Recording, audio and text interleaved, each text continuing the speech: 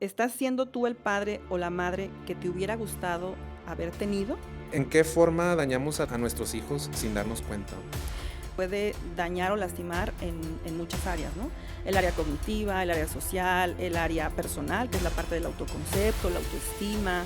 Sí es importante que le echemos porras a los hijos, pero también sabiendo que hay cosas donde no van a ser buenos. Tú no atiendes si no están los papás presentes. No lo atiendo porque justamente ¿Cuáles son los errores más comunes que cometen los padres? uno de los principales es el quitarles esa parte de ser únicos y que no sean una copia de ellos. Eso es algo muy importante, ¿no? Otra de las cosas es, va a tener todo lo que yo no tuve, ¿no? Pero también tenga en cuenta que darle todo no es la solución. Yo casi a veces descarto o anulo la culpa porque es algo de los que no nos deja avanzar. No comérsela, es como decir, más allá de culpa, es que sí eres responsable y que no fuiste responsable, ¿no? Entonces, yo siempre les cambio la culpa por la responsabilidad, ¿no? Entonces, ¿Cómo se trabaja la culpa? Yo he escuchado muchas mujeres que se sienten culpables por todo lo que le pasa a sus hijos.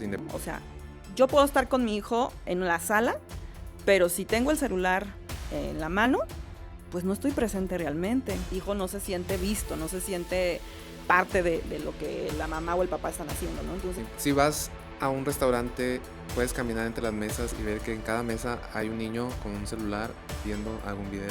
¿Qué les puedes decir a los padres de esos niños? que se están perdiendo algo bien importante, Mike, que es la conexión. Si usted no tiene ese vínculo y esa conexión con su hija ahorita que tiene 6, 8 años, o sea, imagínese a los 18, a los 25.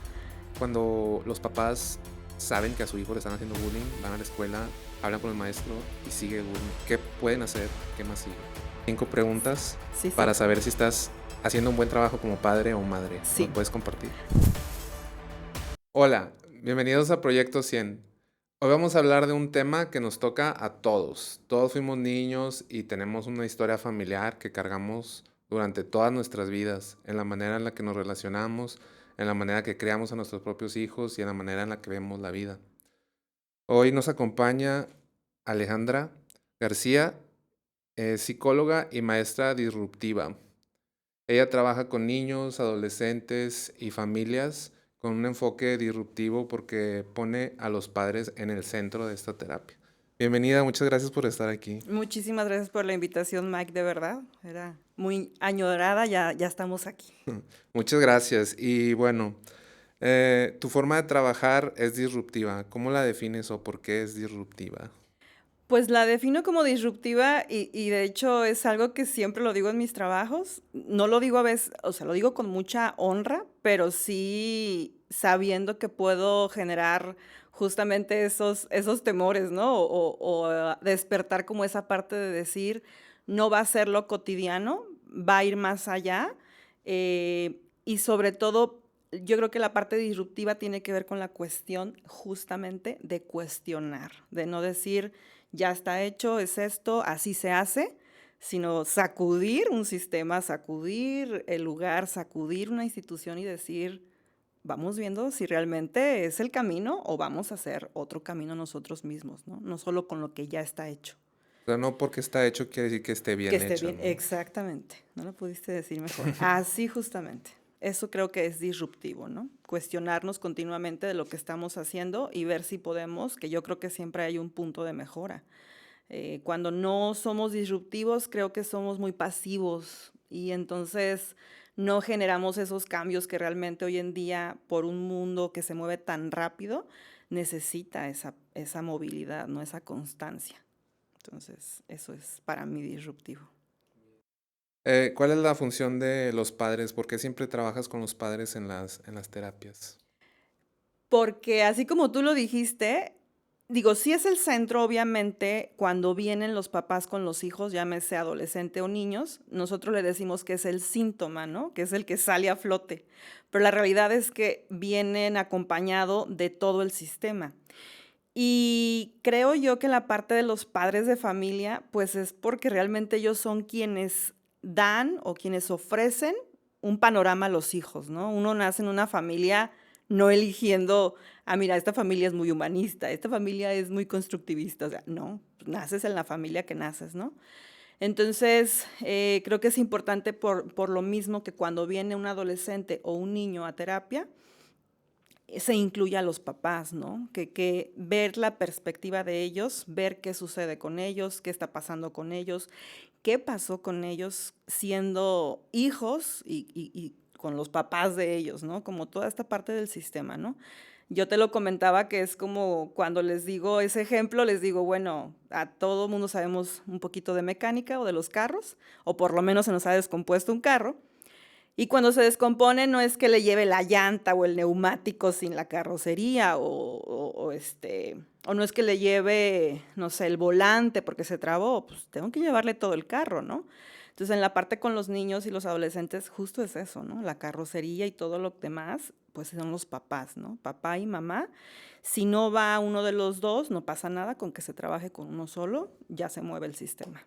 Me comentabas que tú no atiendes si no están los papás presentes. No lo atiendo porque justamente es como si yo, inclusive, fíjate, es cuando yo le digo a los niños y a los adolescentes que va a venir el papá, baja en un 90% la ansiedad del niño de sentirse culpable y de decir, yo vienen porque soy un problema, ¿no? Entonces, hasta en esa cuestión, digo, no nada más esa parte, pero hasta en esa cuestión yo me fijo que los niños descansan o dicen, no soy la única persona que a lo mejor no está haciendo bien las cosas, ¿no?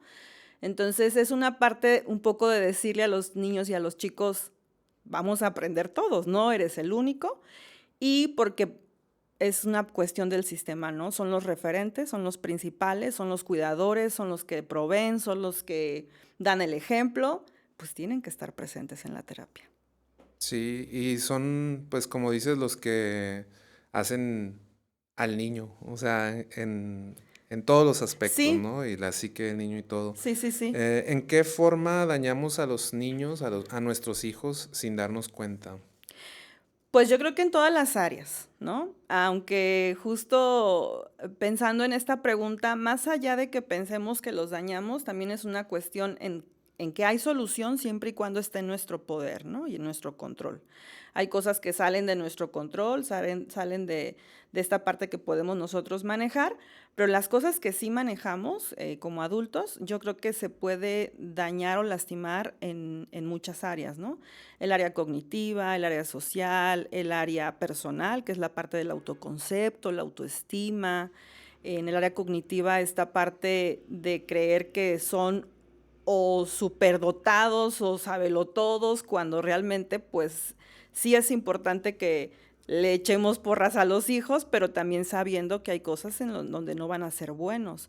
Y hay cosas que a lo mejor pueden ellos destacarse más, pero otras que no. En el área social, por ejemplo, hoy en día con el tema de la violencia, creo que a veces los papás, digo, los entiendo, ¿no? Por un mundo tan violento y que ya no es como antes que puedes salir a la calle y jugar así como con esa soltura como antes, ¿no? Lo cual era fantástico, ¿no? Era algo que se le quitó a la sociedad. Yo lo que, como lo enmarco ese concepto es, le robaron la infancia a los niños, ¿no? Se las robaron porque ya no juegan en las calles, no juegan en los parques, no hay posadas como antes, ahora que se viene en diciembre y todo. Entonces, el área social también está a veces muy lastimado por esta cuestión de que los papás pues sobreprotegen a los hijos, ¿no? Se entiende que es la violencia, pero definitivamente también hay que ser disruptivos en la crianza con los hijos, ¿no? Y decir, bueno, entonces, ¿cómo le hago para solventar eso? Porque tampoco podemos tenerlos en una burbuja. Eso es una forma de dañar también a los hijos. ¿Y cuáles son los errores más comunes que cometen los padres al criar a sus hijos que tú hayas visto en terapia? Mm, uno de los principales es como quitarle esa parte de ser único, es decir, como son los hijos de ellos, los ven como una extensión de ellos y al verlos como una extensión les quitan esa parte de ser únicos e irrepetibles, ¿no? Y entonces es como querer hacerlos a su modo y a su forma, o como decir, bueno, yo no logré ser una bailarina, ¿no? Entonces mi hija va a ser una bailarina o mi hijo va a ser un bailarín, ¿no? Entonces, el quitarles esa parte de ser únicos y que no sean una copia de ellos, eso es algo muy importante, ¿no? Otra de las cosas es, va a tener todo lo que yo no tuve, ¿no? Entonces, es válida, ese sentimiento es válido, ¿no? Se valida todos los sentimientos y lo que surja ahí, pero sí es como preguntarle, ok, pero también tenga en cuenta que darle todo no es la solución, o darle todo no va a como a cubrir esa necesidad incluso que usted mismo tenía o tuvo de niño, ¿no? Hay que ver qué carencia está teniendo que quiere darle todo, por qué dárselo todo. Entonces, esta parte, la sobreprotección también es otra de las cosas que híjole, yo creo que son de los peores errores, que como decimos siempre, o sea, yo le digo a los papás, mira, uno educa o ustedes educan con las herramientas que tienen en ese momento. Yo casi a veces descarto o anulo la culpa porque es algo de los que no nos deja avanzar. Entonces yo siempre les digo, aquí sí hay que estudiar la culpa, saberla, sentirla, verla, pero no introyectarla, ¿no? No comérsela. Es como decir, más allá de culpa, es que sí eres responsable y que no fuiste responsable, ¿no? Entonces, yo siempre les cambio la culpa por la responsabilidad, ¿no? Entonces, es también como el hacerse responsables de sus hijos, de su crianza, de su caminar, pero incluso también de ellos como personas, porque luego se anulan. Y al anularse, entonces, que es uno de los errores también, que es todo le doy a mis hijos son primero siempre. Eso es un error muy grave porque se están anulando como seres únicos y entonces, ¿cómo le enseñas a tu hijo realmente que es importante saberse único e irrepetible si tú mismo no lo estás ejerciendo contigo? Es un tema súper interesante porque me contabas que a veces le preguntas a los padres, ¿quién es la persona más importante para ti? Sí, Y que te dicen, no, pues mi niño, mi hijo, ¿no? sí, sí. Y eh, ¿por qué es esa pregunta tan importante? Es importante porque yo me doy cuenta de dónde está partiendo el papá o la mamá al momento de criar a su hijo, al momento de querer educarlo, al momento de querer reajustar su vida, al momento de querer evaluar un problema que se esté presentando. Y si la respuesta es que son sus hijos y no son ellos, ahí ya es una información súper valiosa para empezar a mover las fichas, pero empezarlas a mover desde ellos, partiendo de ellos. Por eso me encantó cómo hiciste la introducción, ¿no? Sí se centra en los hijos, en el niño o en el adolescente, pero es importante no perder de vista al papá y a la mamá.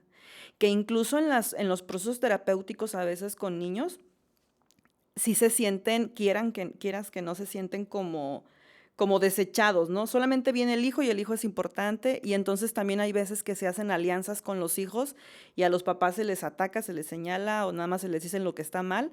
Pues no, porque ellos también están pasando una situación, ellos también están viviendo sus vidas, están sintiendo sus emociones. Entonces es importante pues centrarnos también en los papás, ¿no? En voltearlos a ver, porque luego a veces solo los descalificamos, ¿no? Y a veces hay una desconexión, platicábamos también que, por ejemplo, la mamá que le dice al niño, no digas mentiras, pero ella va y dice mentiras con la vecina, Sí. o que le dice, cómete las verduras, pero ella se come unas papitas, o Ujú, ujú. em, incluso cómo se tratan ellas mismas, ¿no? De Sí. que, ay, estoy bien gorda, y no sé qué, y todo Ujú. eso el niño lo ve, aunque Sí. le estés dando un mensaje, Sí, sí. el verlo Sí. es como que Contradictorio. contradictorio Es, para ellos. es contradictorio. Y de ahí el que justamente vayan ellas también o les demos un espacio a ellas. O sea, yo incluso el día que yo las veo, no van los hijos. Entonces, desde ahí es un mensaje de que también eres importante. No solo es el hijo o la hija, ni el resultado de lo que está sucediendo por tu crianza o por tu culpa, incluso, ¿no? Si traen el tema de la culpa muy arraigado, sino es como, ok, pero también tú tienes un espacio, también tú eres importante y te vas a sentar y te vas a ver y te vas a observar para que entonces de ahí parta esta congruencia con sus hijos, ¿no? De decir, sí, que lo digas realmente convencida, porque si no, entonces no sirve de nada. Si yo trabajo con un niño incluso sin trabajar con papá y mamá, es que no sirve de nada. No sirve de nada porque sí, el hijo o el niño me puede ahí manifestar ciertos cambios, modificaciones, avances, pero de la puerta del consultorio para afuera, la dinámica que haces con papá y mamá o sus referentes principales. Por eso es que tengo que trabajar sí o sí con ellos. ¿Y cómo se trabaja la culpa? Yo he escuchado muchas Ujú, mujeres que se sienten culpables por todo lo que le pasa a sus hijos, ujú, independientemente si es eh, a causa de algo que ellos hayan hecho, sino ujú, se sienten culpables por cualquier decisión que hayan tomado ujú. referente a sus hijos. ¿Cómo se trabaja la culpa? Es como buscar de dónde viene esa culpa. Casi siempre lo que yo noto en las terapias es que la culpa ni siquiera viene de ellas o de ellos, sino del señalamiento de un tercero, ¿no? En la cultura mexicana estamos muy dados, que a mí me encanta, dejarle a los hijos a los abuelos o a los tíos, ¿no? Entonces, en esta crianza, como multicrianza, yo lo que sí noto es que los papás se sienten culpables para empezar de dejar a sus hijos, ¿no? De dejárselos a alguien más porque tienen que irse a trabajar. Y la segunda, se sienten culpables porque la abuela, el abuelo, el tío, o la hermana o alguien ya le dijo, es que así no se educa, es que eso no se hace. Entonces el papá ya o la mamá ya es como de, híjole, pues no solo le dejo a mi hijo, que qué horror, ¿no? Qué mamá y desconsiderada y demás, sino que aparte escucho muchas voces y todas aquellas voces que escucho, pues es como una negativa de que no estoy haciendo bien las cosas, ¿no? La comparativa, la desinformación también, ¿no? Es demasiada desinformación a veces, ¿no? Yo a veces sí los noto muy confundidos, muy perdidos, ¿no? O sea, es que ven, eh, escuchan podcast, ven informes, ven, perdón, artículos, un sinfín de cosas, ¿no? Y aparte se comparan con sus mismas compañeras o hermanas o lo que sea, y entonces también la comparación tiene mucho que ver con esta culpa en la crianza. Entonces es como centrarte otra vez en ellos, ¿no? En ella, en él y decir, bueno, ¿qué está haciendo? ¿Qué quiere que suceda? ¿Cómo quiere que suceda? Y también qué está pasando con ustedes como seres humanos, no solo como papá, sino como el hombre que fue antes de ser papá y la mujer que fue antes de ser mamá, ¿no? A final de cuentas es un rol más, pero esa parte de ser hombre y mujer, ¿dónde queda, no? ¿Dónde la dejan? Y es importante integrarla y no deshacerse de ella. Sí, como que se Sí, despersonalizan al hacerse padres y ahora soy padre, no ex- soy. O sea, exactamente. Se anulan como personas, se anulan como mujeres, se anulan como pareja. Entonces, ¿qué pasa? Que si yo me anulo con todos esos roles que tuve en algún momento y solamente quiero abonar a este rol de mamá y papá, va a haber un punto en que no van a funcionar las cosas. Pero a lo mejor incluso ni siquiera es porque estés haciendo una mala crianza, sino porque te estás anulando como ser humano y entonces no te sientes realizado. Y es importante la autorrealización, es una de las necesidades, y no bien de Maslow, porque no recuerdo si es la autorrealización, pero creo que sí. Eso es importante. Entonces, por eso es que creo que, digo, me encanta este espacio y volver a recordar por qué yo sí trabajo con papás, sí o sí, y por qué me gusta darle su lugar. ¿cómo ves tú que mejoran las dinámicas familiares una vez que los papás se hacen responsables de sus sentimientos? Mejora en el sentido de que justamente las vivencias y las experiencias o los aprendizajes que los hijos vienen a tomar aquí en un espacio, pues de alguna manera, un espacio de confianza, un espacio controlado, por decirlo así, ¿no? Donde yo puedo sí ajustar algo o quitar algo o poner algo y demás. Esa parte es como que ellos ven ese avance y al integrarlos a ellos, pues también se les dan como ciertas actividades, ciertas tareas, en donde no solamente vienen aquí al consultorio, sino que también van fuera del consultorio y hacen ciertos movimientos, ciertas actividades y conectan con ellos mismos, ¿no? Entonces, esa parte creo que es fundamental y se nota mucho porque cuando tú trabajas con papás y con hijos, es como si el engranaje estuviera perfecto, ¿no? Es un engranaje que realmente va a caminar, si no, no camina. Porque uno a lo mejor no está súper aceitado, y entonces si todos están aceitados, pues camina muy bien. ¿Cuáles son los problemas más frecuentes que ves en niños? Hoy en día, la parte de los móviles, ¿no? Los hijos, en esta parte de los móviles, no solamente implica un problema en ellos, como esta parte de la desatención, de la falta de focalización, de la falta de memoria, de que se quedan idos porque se meten ahí y todo lo demás deja de existir, sino que esto mismo también trae consigo, o sea, es como en cascada, ¿no? Realmente es un tema muy fuerte esto de los móviles, ¿no? Pega en cascada en la parte de el abandono de los papás, ¿no? O sea, yo puedo estar con mi hijo en la sala, pero si tengo el celular en la mano, pues no estoy presente realmente. Entonces, pareciera como un abandono, ¿no? Es como esa parte donde el hijo no se siente visto, no se siente parte de lo que la mamá o el papá están haciendo, ¿no? Entonces, la cuestión del abandono por los tiempos de trabajo también, ¿no? Yo trabajo mucho esta cuestión de que no se sientan culpables por dejarlos por trabajo, porque a final de cuentas, si no trabajan, pues no hay sustento. Y si no hay sustento, pues hay estrés. Y si hay estrés, o sea, es toda una cadenita, ¿no? Pero sí les hago ver que si su jornada es larga y demás, que eso es otro de los problemas que probablemente existirían, ¿no? De no le dedico tanto tiempo como quisiera, pues que sea tiempo realmente de calidad, ¿no? Hay una lucha y un tema entre muchos autores y psicólogos y demás de que no es la calidad, sí es la cantidad. No es la cantidad, sí es la calidad. Eh, Cuando platicábamos tú y yo, a mí me gustó un término que después busqué y es la presencia activa y no una presencia distraída, ¿no? Hay un artículo de una neuroeducadora que dice la presencia distraída, ¿no? Justo esta cuestión de sí estar en la misma habitación, pero no estar conectada realmente con mi hijo, con mi hija. Entonces, uno de los problemas grandes es justamente esa presencia no activa, ¿no?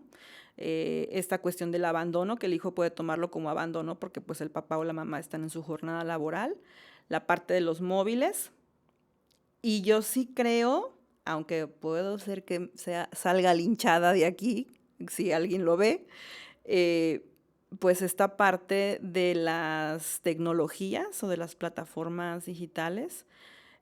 Por ejemplo, en el caso de los niños chicos, el Roblox es algo que es fuerte, ¿no? Es fuerte porque no hay un conocimiento previo del papá o de la mamá sobre estas plataformas y eso crea bastantes problemas en los niños. Dentro de ellos es como el no socializar realmente en una realidad, sino solamente en una virtualidad, en una cuestión virtual. Y en la parte de los adolescentes, pues esta cuestión de Instagram, Facebook, y a lo mejor Facebook ya no tanto, pero Instagram sí, en donde pues hay demasiada información, pues sobre todo como esa comparación, ¿no? Con la vida del otro, o con los likes, ¿no? ¿Cuántos likes tengo? Si tengo muchos likes, valgo, si no tengo muchos likes, no valgo, ¿no? Entonces, estas cosas muy actualizadas, muy actuales, es creo que de las cosas que más se presentan en la terapia, ¿no? Por lo tanto, también la parte de el manejo de la agresión, ¿no? De la violencia, porque ya no hay tanta, ¿cómo se puede decir? Pues no controlan esos impulsos de ansiedad o de todo esto que generan estas redes sociales o estos aparatos, ¿no? Ya la tolerancia a la frustración es mínima en los niños, ¿no? Porque está comprobado que son shots de dopamina Y cuando tú les quitas eso, pues obviamente el cerebro se vuelve loco y estalla, ¿no? Entonces no hay una regulación de emociones. ¿Qué impacto tienen las pantallas en la atención, las emociones y cómo podemos arreglar eso? O sea, quitarles el celular, porque ahora es parte de la vida, ¿no? Sí, sí, De sí, todos. sí. La tecnología se está involucrando cada vez más en la vida y pues digo, pregunto, ¿cómo podríamos contrarrestar eso? Creo que cuando decimos que la tecnología es parte de la vida, es verdad, es un fact, es un hecho, pero también lo contestamos desde la parte del adulto. Para ti, para mí, es súper fundamental un celular, por cuestiones incluso de trabajo, no solamente de contacto con amigos o esta parte social, sino una cuestión real, real, y tangible de trabajo, ¿no? Pero seguimos contestando como adultos. Si tú me lo preguntas como psicóloga, si un niño necesita, y un niño me refiero a desde que nace, ¿no? Hasta alguien quizá después de la secundaria, empezando la prepa apenas, si realmente necesita un aparato tecnológico o un móvil, no lo necesita. Hoy en día hay muchos estudios que dicen que los niños requieren sí o sí del juego, del contacto, de la manipulación, del exterior, de la naturaleza, de todo lo que tú y yo, creo que somos contemporáneos, no lo sé, teníamos. ¿Por qué? Porque eso desarrolla realmente al momento que tiene que ir desarrollándose el cerebro, ¿no?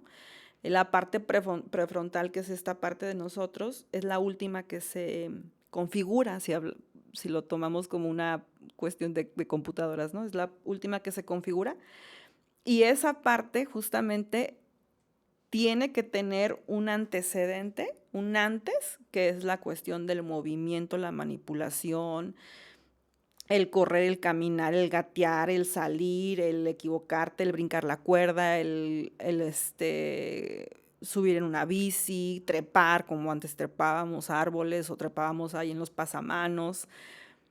Y es algo que ya no se Y es hace. real, la tecnología te roba todo eso. Es que sí. Ahora, el que tú quieras integrar a tu hijo a la tecnología no precisamente va de darle un móvil. Tú lo puedes integrar de otras maneras. Por ejemplo, si sus abuelos viven en Noruega, pues qué padre que el niño conozca que se puede conectar con los abuelos en un móvil, ¿no? Y que puede tener una videollamada y que puede verlos y escucharlos, no sé. Desde esa parte, pero no desde una parte que no la requiere. Porque él no requiere entrar a un Instagram, él no requiere tener una cuenta de Gmail, él no. Entonces, no es tampoco satanizarlas y tampoco es como desterrarlas, pero es preguntarte en qué etapa está tu hijo y qué realmente sí necesita tu hijo. Sí, si vas a un restaurante, puedes caminar entre las mesas y ver que en cada mesa hay un niño con un celular viendo algún video Sí. O una o jugando caricatura. Sí, sí, con el celular. sí. ¿Qué les puedes decir a los padres de esos niños? Que se están perdiendo algo bien importante, Mike, que es la conexión, el conectar realmente. Y que el conectar con los hijos tiene mucho que ver con el vínculo. Y si los hijos no aprenden a vincularse de manera sana, divertida, amorosa, respetuosa, cuestionando también, porque el vínculo tiene que ver con cuestionarte, cuando ellos crezcan, no van a saber entonces elegir personas que les sumen. Entonces vamos a suponer, yo a veces sí se las planteo hacia los papás, sobre todo a las mamás. Si usted no tiene ese vínculo y esa conexión con su hija ahorita que tiene 6, 8 años, 10, o sea, imagínese a los 18, a los 25, ¿a quién van a elegir? ¿A una persona que las tenga calladitas? Que las tenga ahí apaciguadas, ¿no? No con un aparato a lo mejor, como yo como mamá lo estoy haciendo, ¿no? Con todo el amor de su corazón sé que lo hacen a veces, con ese desconocimiento, ¿no? Pero sí estás enseñando a tu hijo o a tu hija a no tener vínculos reales, conexiones reales, conectar. Yo tengo una frase hermosa que se llama escúchame con los ojos. Y cuando yo digo escúchame con los ojos, todos así. Y hasta me corrigen, ¿no? No, Miss, no con los oídos, yo te escucho con los oídos. Y le digo, sí, pero ¿qué hiciste ahorita? Pues te volteé a ver. Ah, escucharme con los ojos es eso, ¿no? Escuchar con los ojos es escuchar realmente con el corazón. Es hacer una conexión, es hacer un vínculo. El mirarnos, creo que es un acto que se está perdiendo. Sí. Y es un acto de amor, de respeto. Lo noto mucho en adultos también. Tú le estás hablando a alguien y puede estar volteando para otro Ujú, lado y le dices, oye, no me estás escuchando. No, claro que te estoy ujú. escuchando, pero no, o sea, no se siente que te No, están escuchando, si no te no, están volteando a ver. exacto. Sí, sí. No solo es la mirada, o qué, la vista, la ventana al alma, o sea, es la ventana a una conexión real, a decir, eres importante para mí. O sea, la mirada es algo impresionante. Y en los hijos, en los niños, yo lo veo con mis sobrinos, ¿no? Cuando yo volteo con ellos y los veo, para ellos es como ya tengo todo lo que quiero, ¿no? Y eso es muy bonito. Entonces sí les diría, están perdiendo un tiempo valiosísimo que en algún momento ya no va a estar. Porque esos hijos van a crecer y ya no los van a voltear a ver. Y tú mismo los estás educando a que no se deben de ver a los ojos, ¿no? Claro, a que no te deben de buscar con la mirada. Y pretenden que cuando están más grandes los busquen, los frecuenten, les platiquen. ¿Cómo? Si nunca sembraste un vínculo, nunca conectaste con él.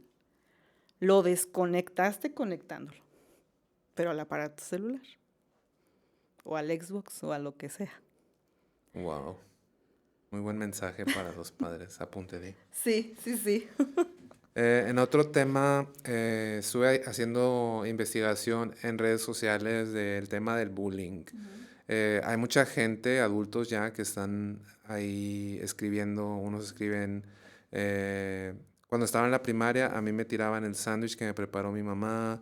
Otros que les quebraban los lentes que su mamá les había comprado. Otros se burlaban porque no tenían papá. Otros decían que estaban gordos, que por ser gays o por lo que sea. O sea, las burlas son interminables y Sí. yo viví eso también en ciertas épocas de mi vida y quería preguntarte cómo nos afecta el bullying ya como adultos. Am, yo creo que, digo, y sin entrar como al tema de las heridas de la infancia, pues sí es una de las heridas que queda ahí marcada, ¿no? Como ese rechazo, ¿no?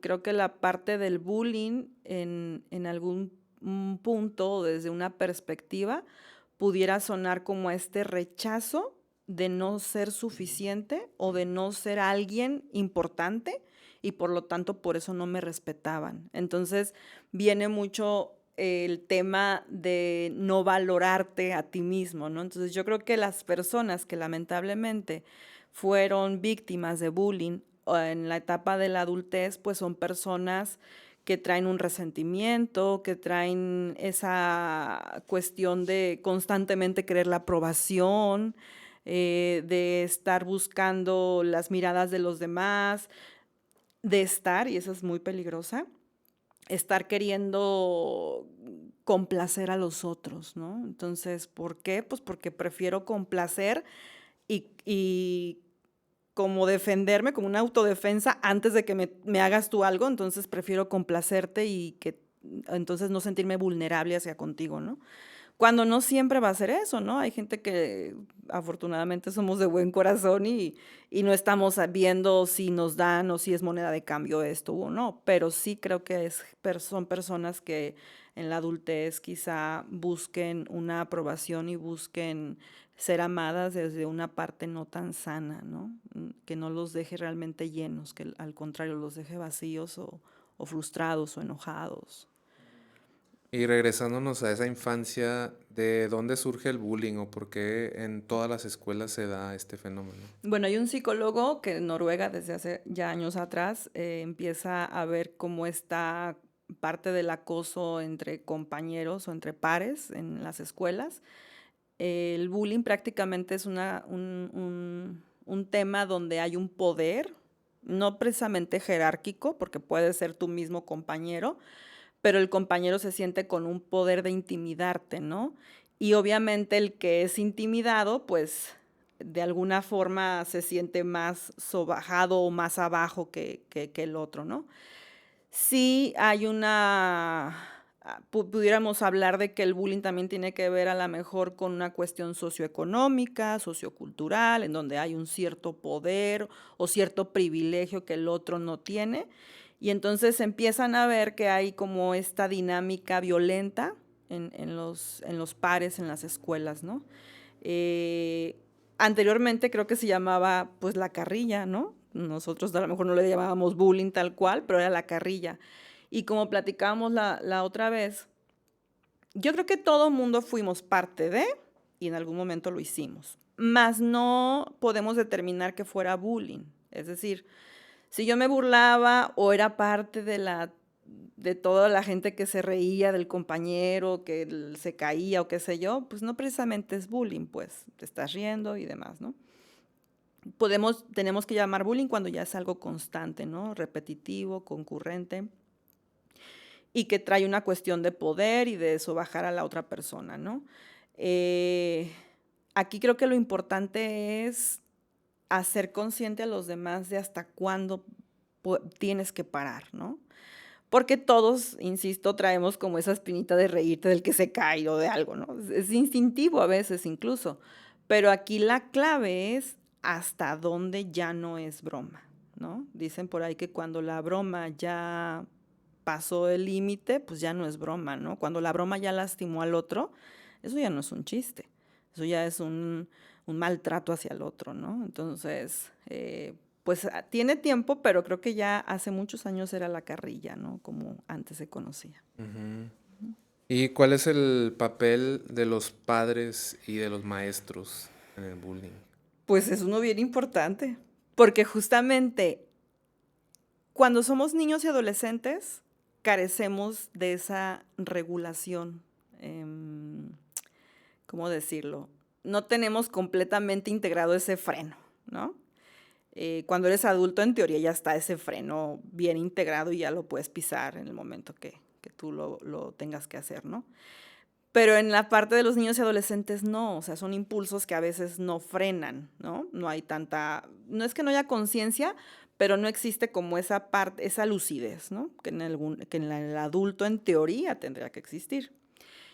Porque es importante los maestros y los padres de familia, pues porque son ese regulador que tú no tienes como niño, que tú no posees todavía. Lo vas a desarrollar en algún momento de tu vida cuando esta parte prefrontal se desarrolle por completo. Pero en ese entonces que no existe, pues por eso existen los adultos, ¿no?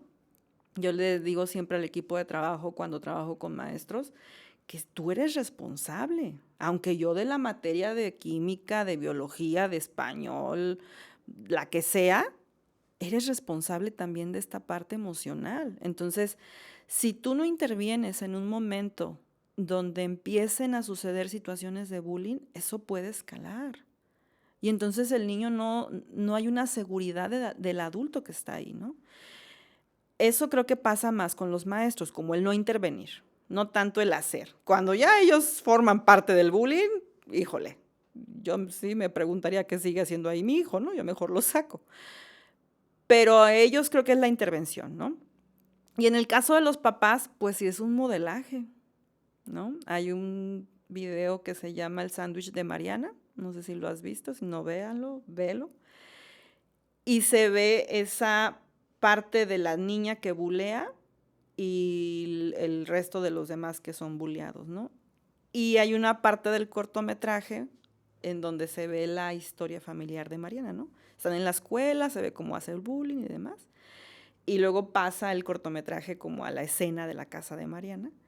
y se ve que es gritos, empujones entre los papás, groserías, o sea, un ambiente hostil, un ambiente agresivo, un ambiente violento, cero amoroso, cero compasivo, cero comprensivo, cero empático. Y entonces entiendes por qué Mariana lleva toda esa agresión a la escuela, ¿no? Porque es una manera de canalizar todo ese sentimiento reprimido de ella, en donde no le han enseñado cómo ser amorosa, porque todos podemos ser amorosos. En el caso de los maestros, cuando se voltean para el otro lado y no hacen nada en cuanto al bullying, ¿qué puedes decir? ¿Son cómplices? Sí, sí, sí, sí. En, híjole, ahora sí que en pequeña, grande, mediana medida, pero lo son, porque estás, incluso pues me atrevería a decir que podemos conceptualizarlo como omisión, es una omisión de cuidado. Y la omisión de cuidado, pues es algo grave en la infancia, ¿no? El omitir. Em, Sé que, digo, y porque soy maestra y todo, y he estado en esa parte, ¿no? De estar frente a grupo y todo lo que implica. Sé que a veces como docentes decimos, híjole, pues no es mi chamba, ¿no? Esto debería de venir desde casa, esta educación, este respeto y demás. Pero estás aceptando estar frente a un grupo y al aceptar estar frente a un grupo implica una dinámica, implica una interacción, implica un contacto, implica un vínculo, implica todo esto. Yo te dijera, bueno, no pasa nada si estamos enfrente de una maquila y pasan ahí, no sé, los botes, ¿no? Pues ay, los botes no tienen sentimientos, no pasa nada si el bote se cae, le pego, qué sé yo. Em, pero sí pasa cuando tú estás frente a un grupo de personas, ¿no? En este caso de niños y adolescentes. Qué difícil cuando los papás saben que a su hijo le están haciendo bullying, van a la escuela, hablan con el maestro y sigue el bullying y sigue el bullying y sigue el bullying. ¿Qué pueden hacer? ¿Qué recomiendas tú que puedan hacer si hablaron con maestro, la directora? ¿Qué más? ¿Qué más sigue? Híjole. Mm, Mira, pero pues bueno, depende de la institución, ¿no? Obviamente hay instituciones que sí arropan a los hijos, a los niños, que sí los arropamos a los niños, que sí vemos por todos, incluido al que hace el bullying, ¿no? También lo arropas y ves que está sucediendo. En esos casos, que es un poco más fácil, ahorita te respondo la otra, en esos casos yo sí le digo a los papás que no se los estén llevando, ¿no? Que no brinquen de escuela en escuela, porque siempre va a haber una Mariana, ¿no? Vamos a agarrar otra vez a Mariana.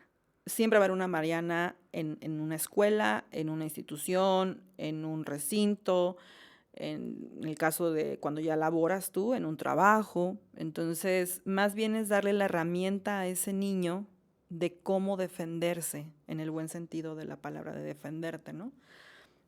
De sentirse lo suficiente, de sentirse capaz, de sentirse un ser respetado. Es como rescatar más bien al niño, ¿no? No tanto al entorno, es rescatar al niño.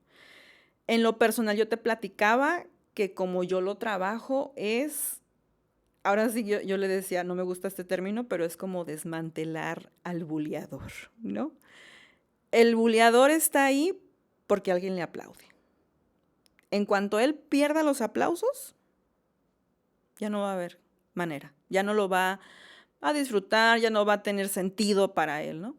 Entonces yo siempre le digo a los maestros, si yo estoy como psicóloga, pues como lo abordamos es justamente desmantelando al buleador, ¿no? Entonces como que le voy quitando las piezas, ¿no? Voy viendo que a lo mejor sus compañeros con los que hace a veces el bullying no le aplauden, pues son chicos que pudiéramos trabajar más con ellos y al final trabajo con el que hace el bullying, ¿no? Pero ya desmantelado, ya ahora sí diciéndole, pues aquí no hay de otra más que te acoples al respeto y al amor de esta sinergia bonita, ¿no? Si lamentablemente están en un plantel en donde no hacen nada, pues sí es importante que sí vayan a un lugar donde sí haya gente que arrope a sus hijos en ese sentido. Digo, no me encanta la idea, pero como haciéndoles ver no desde la victimización, porque eso también es muy riesgoso, muy riesgoso. Entonces es como decir, ok, intentamos esto y hablar con el hijo y sentarse como familia, lo intentamos. Mira, hay personas así, hay personas asá, no siempre en la vida es como quisiéramos, toda esta cuestión, y decidirlo como familia al cambiarlo, ¿no? Eh, Ojalá y no haya tantas escuelas así, probablemente sí las hay. Más bien ojalá haya psicólogos o maestros con una vocación real que justamente sí intervengan y sí interfieran en esto para que justamente no haya esa rotación de niños, ¿no? Y que realmente se haga algo, ¿no? Y se sientan los niños seguros en un lugar donde tendrían que sentirse seguros. Mm. Hay unos comentarios ahí que vi en redes sociales que decían, yo le digo a mis hijos que le partan su madre si le están haciendo bullying. Sí. ¿Qué piensas de enseñarle a los hijos a defenderse de sí mismo? Tal vez no haciendo eso, sino Sí. de alguna otra manera. Yo lo que le digo a los papás cuando tienen esta charla con sus hijos es que siempre les den un feedback los hijos. Es decir, si yo le enseño a mi hijo a defenderse de una manera apropiada, correcta, porque sí la hay, poniendo tu mano, gritando, alzando la voz, parándolo, diciéndole eso no se hace, a mí no me gusta eso, como todas esas cosas que se pueden trabajar y que de hecho se trabajan a veces en terapia, el acudir con un adulto y demás. Sí es importante que cuando tienes una plática con tu hijo le digas qué entendiste por defenderte. Porque cuando uno como papá en el calor de decirle todo, defiéndete, realmente, genuinamente no quieren que vayan y peguen, sino que hablen, que digan, que griten, que pongan su manita, que qué sé yo. Y los niños no lo interpretan así, van y pegan, ¿no? ¿Por qué? Pues porque defenderte en el común denominador de todos, pues es pegar, ¿no? Cuando realmente no.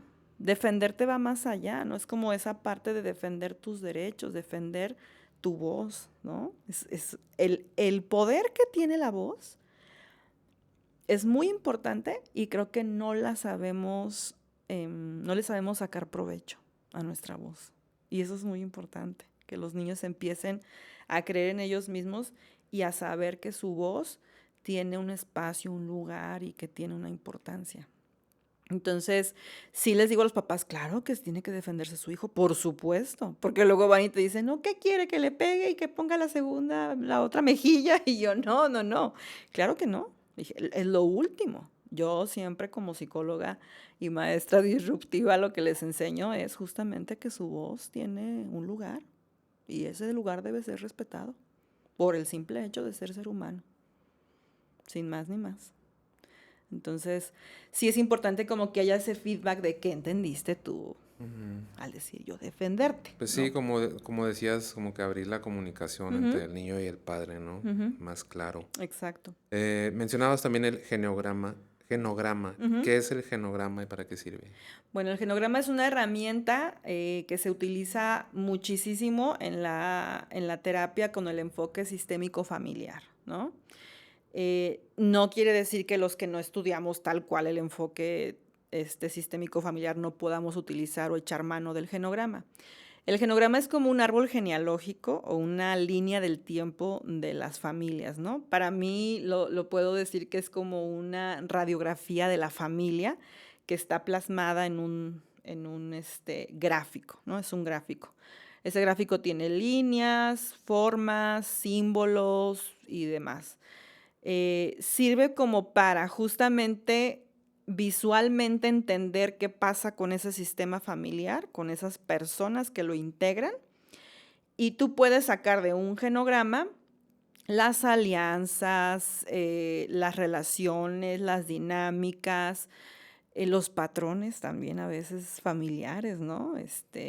Digo, a veces lastimosamente cuando hay un suicidio y haces un genograma, y preguntas de generaciones pasadas, te das cuenta que en esas otras generaciones probablemente hubo un suicidio también, ¿no? Entonces, te das cuenta justo de cosas que han ocurrido en el transcurso del tiempo, no solamente en tu momento presente, sino en tu momento pasado y con generaciones pasadas, ¿no?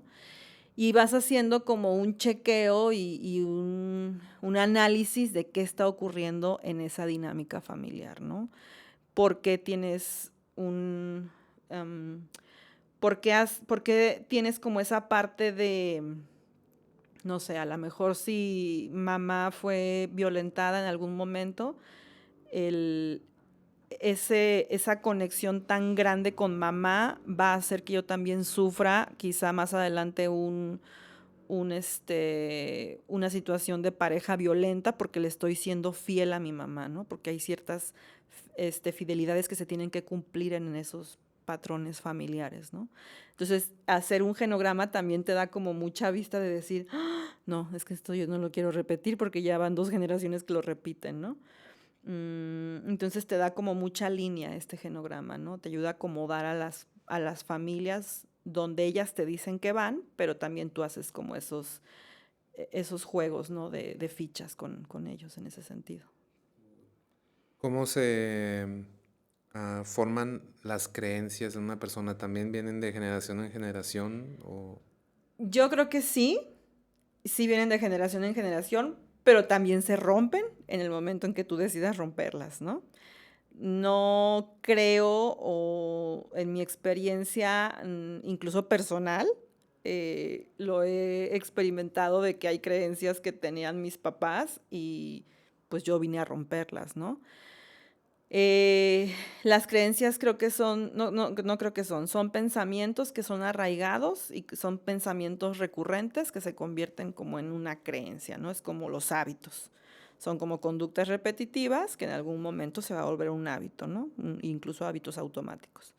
Las creencias justamente son eso, ¿no? Como una serie de pensamientos que al final de cuentas se vuelven una creencia, un decreto, una forma de, y entonces funcionamos o funciona la gente a partir de esas creencias, ¿no?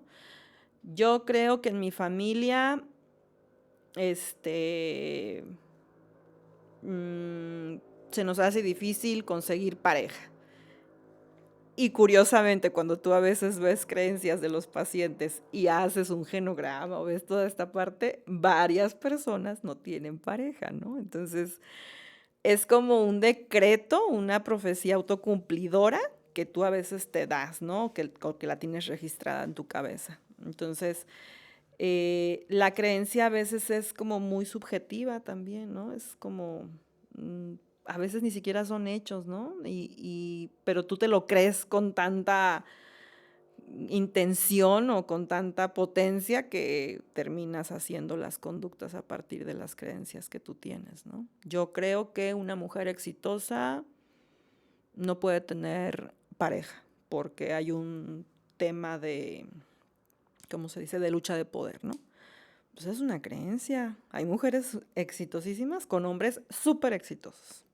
Entonces, más bien es como cosas que alguien te va diciendo y que tú te las vas creyendo, o incluso cosas que tú vas como confirmando según lo que te pase, ¿no? Entonces, O sea, la haces propia y vives tu sí, vida pensando que así son las que cosas. así debe de ser. Y muchas de esas vienen de la familia, pero muchas otras vienen de la sociedad, ¿no? También. Sí, yo creo que el referente principal es la familia, ¿no? Como quien dice, vamos a ponerlo así.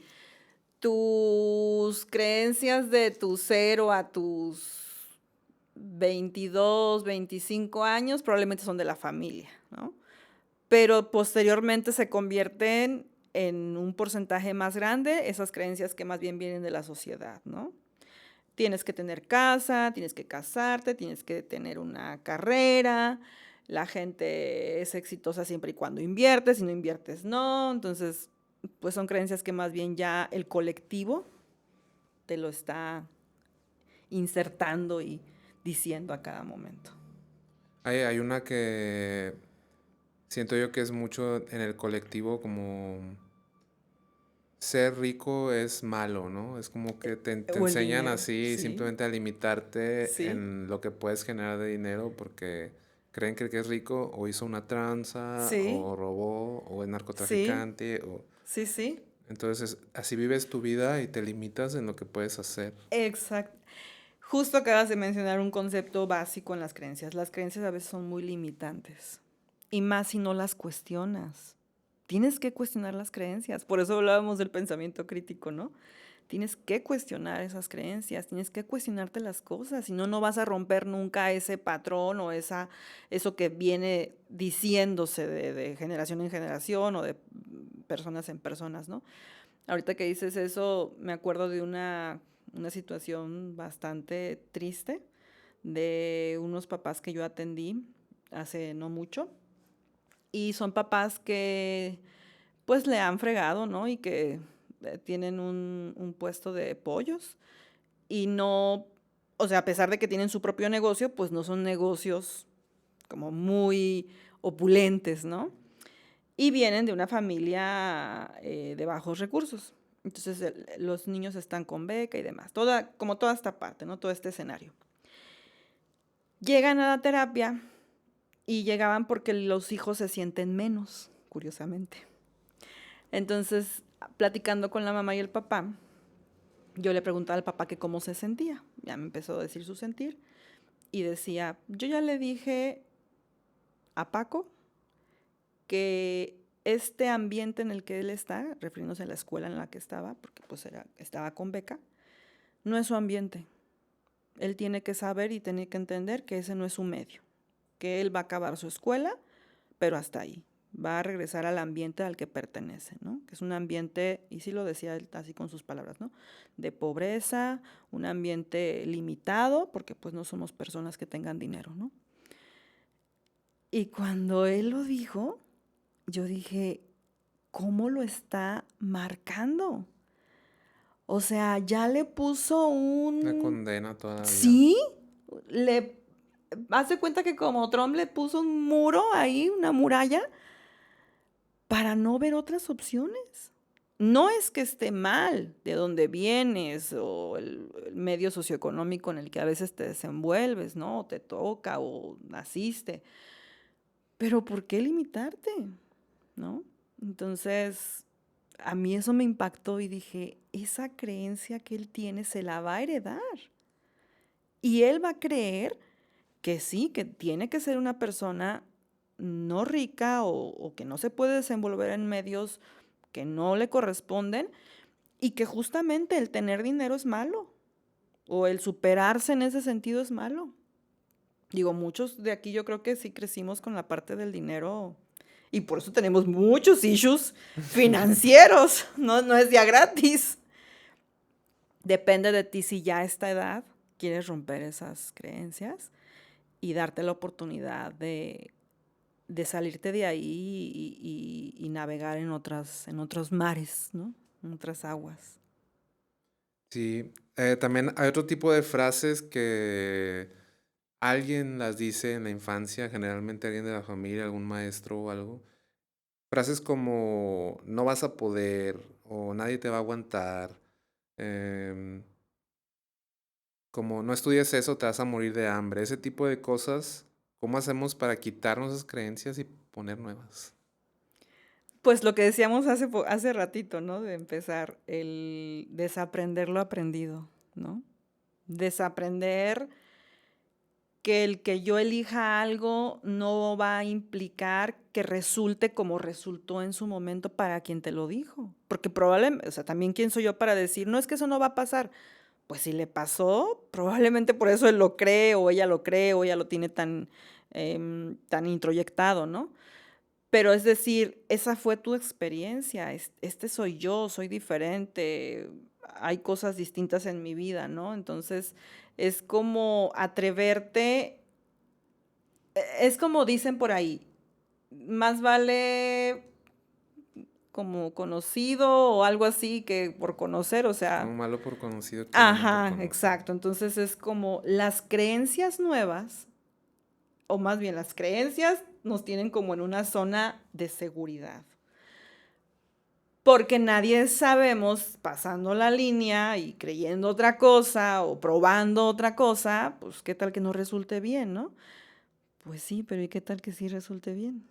Entonces es como también, yo creo que dentro de las creencias va mucho el miedo, ¿no? Los miedos a elegir cosas distintas e incluso a ser personas distintas, ¿no? A cambiar, a dar un giro de 360 grados. O sea, ¿y quién dice que no se puede hacer eso, no? Entonces es como no comprarle la idea o la creencia al otro, respetar y validar que a él no le fue bien o que su perspectiva o su opinión es esa, pero uno forjar su propia creencia. Creo que ahí viene también la parte disruptiva, ¿no? Hay que ser disruptivos. Ya nos estamos acercando al final y quisiera preguntarte, ¿preparaste un ejercicio de reflexión de 5 preguntas Sí, sí, para saber si estás haciendo un buen trabajo como padre o madre? ¿Nos sí. puedes compartir? Te las voy a compartir. Te las voy a leer porque quiero que queden así bien claras, ¿no? La primera de ellas, y esa creo que en algún momento se las pregunto a mis papás que vienen a terapia, es, ¿estás siendo tú el padre o la madre que te hubiera gustado haber tenido? Y no porque descalifiques a tu mamá o a tu papá, pero ya en esta edad más madura, sí es importante que hagas como un ajuste y decir, bueno, a ver, a mí no me gustaba que me gritaran, yo no grito entonces. A mí me hubiera gustado que fueran más amorosos y se acercaran y me dieran una caricia o algo. Ah, bueno, lo estoy haciendo entonces, ¿no? En ese sentido, no en descalificar a quienes fueron tus referentes o tus padres, ¿no? Es importante entenderlo desde ahí. ¿Eres feliz tú como mujer, como hombre, en los roles que tú juegas? Y por ende tu hijo también es feliz y se siente satisfecho con eso que él es. Entendiendo la felicidad como, ahora sí como dicen por ahí, como el camino, no como la meta. Y entendiéndola también como el saber disfrutar de la vida. Y de la vida, obviamente, trae pues todos sus matices, ¿no? El negro, el gris, el amarillo, el rosa, el rojo, el azul. La otra es, ¿estoy aceptando a mi hijo tal como es o estoy más bien esperando a que sea como yo deseo que él sea o que ella sea, ¿no? Como esas expectativas tan pesadas que se sienten. Si de por sí ya vivimos en un mundo donde hay expectativas de todo tipo por estas cuestiones que tú ves en redes sociales, ahora pues es mayor el peso cuando un hijo tiene expectativas del papá o la mamá, que incluso no son solamente expectativas creadas así de la noche a la mañana, sino son cosas que ellos no lograron hacer y que quieren que a fuerzas se vea proyectado en los hijos, ¿no? Como te decía, como siendo una extensión de ellos. Entonces es como importante preguntarte si está siendo aceptado desde la parte única e irrepetible, ¿no? La otra es, ¿tengo una presencia activa en la vida de él o es una presencia distraída, ¿no? Es decir, ¿realmente estoy conectando con mi hijo? ¿O simplemente funjo como alguien que provee, como alguien que medio escucha, medio ayuda y demás, ¿no? Yo le daba un ejemplo a alguien de decir, cuando tú juegues con tu hijo o le pidas que deje el celular y que juegue, ¿qué haces? No, pues le acerco los juguetes. Ok. O no, pues le digo que ahí tiene juguetes en su juguetero, que vaya y juegue, que no esté en el aparato. Ajá. Y después, pues juega. Y yo, ¿y tú juegas con él? Y se quedan callados. No. Ah, tienes que participar en lo que tú le estás diciendo a tu hijo que haga, ¿no? Y ahí entra la parte de la conexión, el vínculo y todo lo que hemos dicho. Y por último, una que es importantísima, me permito aprender, equivocarme y reparar lo que está sucediendo como papá y mamá y por lo tanto le doy la misma flexibilidad a mi hijo en este aprendizaje de vida, porque es un aprendizaje de vida, no somos perfectos, no van a ser los papás perfectos, no van a ser los hijos perfectos y en su momento esos hijos no van a ser papás perfectos, pero te atreves a aprender, te atreves a investigar más, te atreves a equivocarte o aceptas equivocarte, reparas lo que haces.